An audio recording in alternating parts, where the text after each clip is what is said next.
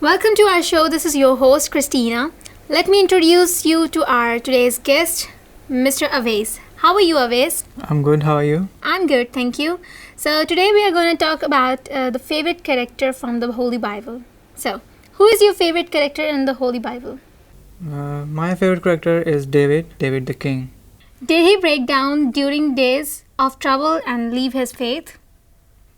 In spite of the trouble David had in his life, whether they were of his own doing or not, David never turned his back on God.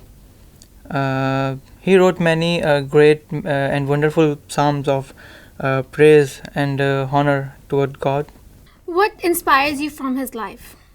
I think there are many lessons from David's life that we can learn,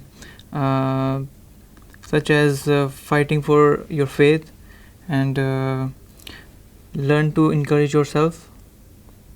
And there are a lot more lessons we can learn from his life. Why did God choose David? God chose David because he has a good heart. A man may choose someone with the goodness of outward appearance, but God chooses king by the goodness of heart. Thanks, Awais.